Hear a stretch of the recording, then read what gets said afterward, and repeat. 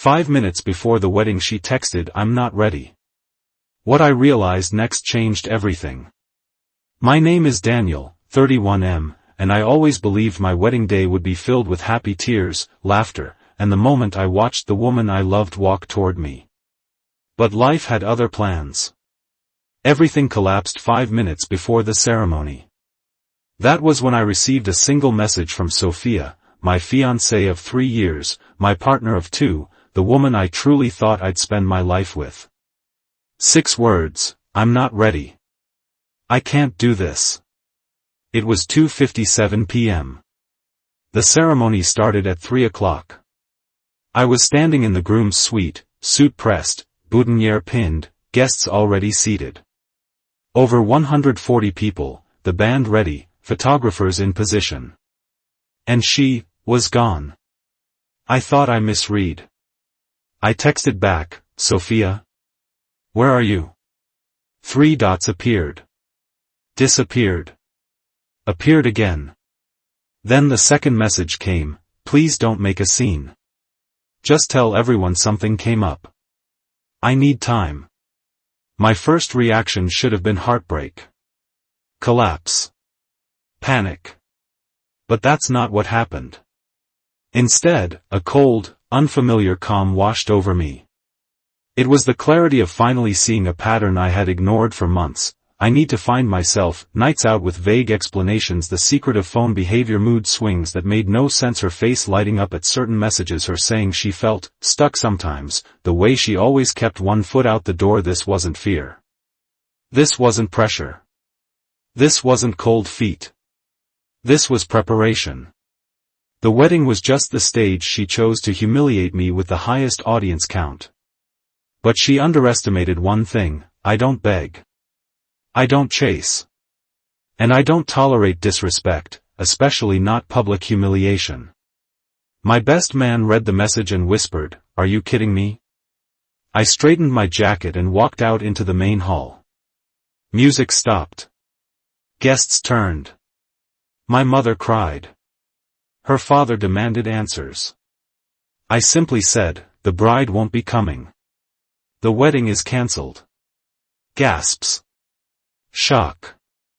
But no explanations. I walked past everyone, through the doors, straight into the venue office, the cliffside estate I had paid for because it was her lifelong dream location. The coordinator stuttered, "Do you need more time?" I asked, "Is there any couple looking for a last-minute booking today?" She blinked. Then, "Actually, yes. A couple came earlier begging for an opening." I nodded. "Sell them our slot. The whole day. Offer a discount if needed. Refund whatever you can to my card." "Are you sure?" "Completely. And write down that my ex-fiancé is not allowed on the property. No yelling. No blaming. No chasing." I simply walked away from the life Sophia destroyed in a single text. She wanted no scene. Perfect. I'd give her silence. But soon, she'd understand, silence can be the loudest consequence of all. After I refunded the venue slot to the desperate couple, I walked out to the front courtyard. The afternoon sun still looked perfect, completely out of place with the disaster behind me. Strangely, I didn't feel abandoned. I felt liberated. But Sophia didn't stay gone for long. 20 minutes later, just as I sat in my car, the calls came in. She didn't text this time. She called. I let it ring until it stopped. Then a different number called. A panicked female voice, "Daniel? It's Natalie. Natalie, the only decent bridesmaid in Sophia's circle. What's wrong?" I asked calmly. She took a shaky breath. "You need to know the truth. Sophia didn't run because of you." I almost laughed. "She didn't run from me. I know." "No, Daniel. She ran because of someone else." Silence. Natalie whispered, "She's been talking to a guy for months." I thought it was just texting. But this morning, I overheard them fighting. He wanted her to call off the wedding to start fresh. She wanted to marry you, but she was too scared to cut him off. My jaw tightened. His name? I asked. Natalie hesitated. Evan. Of course. Evan, her toxic ex. The one who shattered her 3 years ago. The one she swore she'd never speak to again. Where is she? I asked. In the bridal suite. Crying. And, another pause. Evan is here. I exhaled. Not anger. Just confirmation. I walked back toward the venue. Guests whispered, recorded, speculated. I ignored every one of them. Natalie waited by the door, eyes full of guilt. Can I go in? I asked. She nodded. I opened the door. Sophia sat on the floor, white gown spread around her, mascara streaked down her face. She sprang up when she saw me. Daniel. I'm sorry. I panicked. I raised a hand gently. Where's Evan? Her face went pale. He's just here to support me. Good. Bring him in. Her lips trembled. Daniel, please, don't do this, we can still fix. I'm not fixing anything. Call him. The door behind me opened. A man's voice, no need. I'm here. Evan walked in, tall, smug, the kind of man who always assumed he was the center of gravity. He smirked. Daniel, you need to relax. Sophia is emotionally fragile today. I smiled. Thank you. That confirms everything. I held up my phone, showing Sophia's text. This is when she told me to cancel the wedding. Then I turned to Evan. And this is when you told her what, exactly? Sophia sobbed, Daniel, please. I looked at Evan. You told her to call it off. Didn't you? He shrugged casually. You can't blame her. She still has feelings for me. We have history. Beautiful, I said. Your history helped me see my future clearly. Sophia grabbed my hand, Daniel. I didn't choose him. I was confused. I gently removed her hand. It's okay. You don't need to explain. So, we're okay, she whispered. I shook my head. No. I just came to say one last thing. She froze. I looked at them, voice steady, you two deserve each other. And I deserve a different life. Sophia collapsed, crying. Evan stared, unable to process my calmness. But I wasn't done. I turned to her, almost forgot. The venue? I sold it to another couple. Her head snapped up. You did what? I smiled. You told me not to make a scene. I'm honoring your request. I walked out. She screamed my name. Threatened. Begged. I didn't turn around. Natalie caught up to me outside, eyes red. Are you okay? For the first time in months, I said. But what I didn't know was this, Sophia wasn't the only one hiding something. Her family was about to create a bigger storm than the wedding itself. After leaving the bridal suite, I walked across the venue steps. I thought everything was over. But drama rarely ends in one layer. I had just stepped outside when I heard heels pounding behind me. Then a sharp voice, Daniel. Stop. I turned. Sophia's mother. Angry, flustered, not heartbroken, just humiliated. She stormed toward me, what did you just do? I answered calmly, you should ask your daughter. She's in there falling apart. You can't just walk away. You need to talk to her. I raised an eyebrow. She canceled the wedding 5 minutes before go time. Talking wasn't her priority. Her face twisted with indignation. She was scared. And you're so weak you won't even give her a chance? I laughed, quiet, sharp. Weak? You sure? She planted her hands on her hips. You will go inside, apologize, and finish this ceremony. I looked her dead in the eyes. No, she blinked, as if she had never heard that word before. What did you just say? I said no. No going back. No wedding. No apologizing. No fixing anything. Her jaw dropped. But, the family's reputation, not my concern. I turned to leave. But she grabbed my sleeve, lowered her voice. Daniel, you're making a mistake. You don't know, Sophia has news.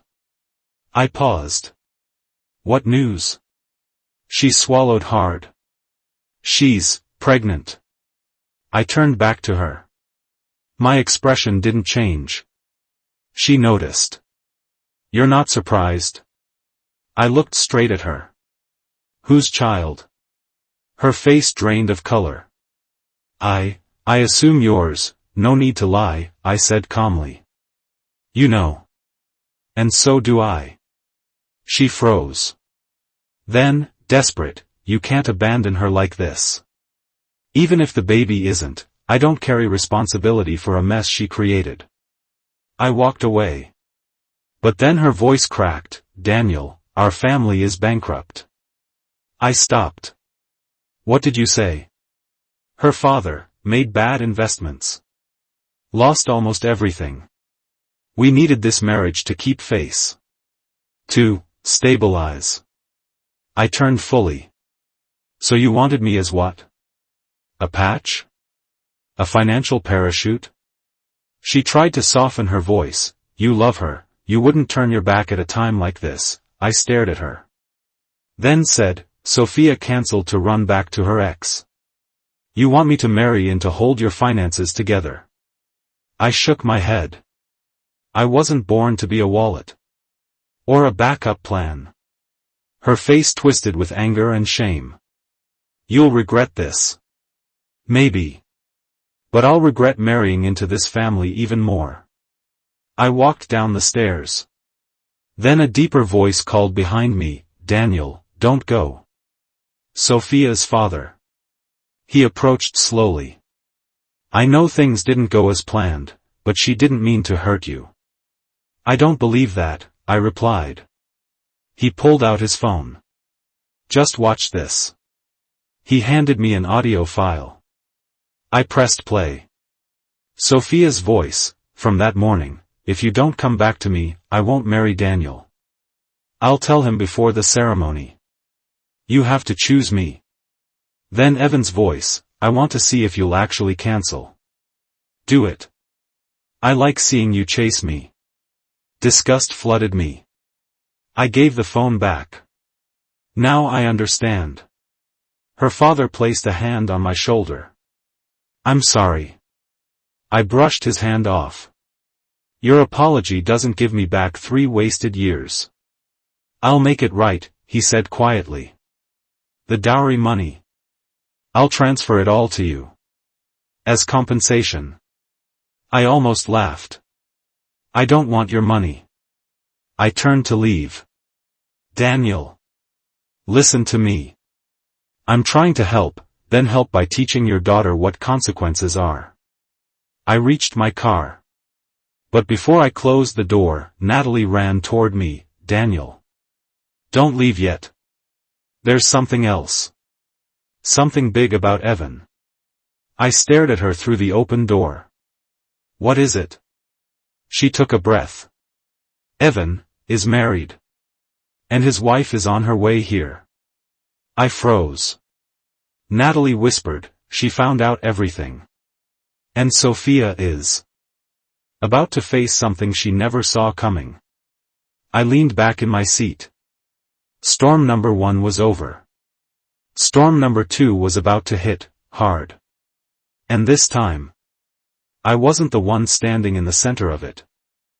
Natalie stood in front of my car, breathless but steady. Daniel, you won't want to be inside when it happens. But you should know, Sophia is about to face consequences. She deserves them, I said quietly. No, Natalie shook her head. I mean consequences she never saw coming. I waited. Evan is married. And his wife is on her way here. I leaned back in my seat. Of course he was. And Sophia, chasing a fantasy, was about to crash into reality she didn't even know existed. After a moment, I stepped out of the car. Evan's wife arrives 2 minutes later, a black SUV screeched to a halt. A woman stepped out, early 30s, poised, furious, holding a folder thick with evidence. She scanned the venue. Where is the bride? Sophia? A few guests pointed. She marched straight to the bridal suite. I followed at a distance. When she flung the door open, the room froze. Sophia sat on the floor, gown wrinkled, mascara streaked down her cheeks. Her parents hovered around her like panicked shadows. Evan's wife spoke, voice sharp enough to cut glass. Sophia. Stand up. Sophia's head jerked up. Who are you? I'm Evan's wife. Sophia's face collapsed. No, he said, he says many things. What you did is what matters. She held up her phone. I have your texts. Your photos. Your morning phone call with him. Everything. Sophia could barely breathe. I didn't know, you didn't care, the woman corrected. And now I'm divorcing him. I'm filing a restraining order. And if you ever message him again, even once, I will sue you. Sophia broke down completely. But Evan's wife wasn't finished. She pointed to me. She looked Sophia dead in the eyes. Is the only real victim in this entire mess. Sophia crawled closer, gripping my hand. Daniel, please. I'm sorry, don't leave me. I'll do anything. I gently removed her hand. Her sobbing intensified. You're all I have left. I looked at her, no anger, no hatred, just clarity. I was never all you had. I was only your safe option when your bad choices collapsed. She collapsed again. Her mother snapped, Daniel. You're cruel. I looked at her, calm, no. Just honest. Something your family hasn't practiced in years. The final moment Sophia screamed as I walked away, Daniel. Please. Don't leave me. Evan's wife said quietly behind me, let her stand up on her own. She needs to. I didn't turn back. Natalie met me outside. Daniel, are you okay? I smiled softly, the first real one in a long time. Yeah. Because I finally didn't marry the wrong person. Epilogue, 1 month later, Evan divorced, broke, reputation gone. Sophia in therapy. Her parents drowning in debt. Sophia wrote me long apology letters. I never responded. Natalie invited me for coffee. As for me, I rebuilt my life, quietly, peacefully. No anger. No regret. Just freedom. Sometimes the best thing that ever happens to you isn't marrying the right person. It's not marrying the wrong one.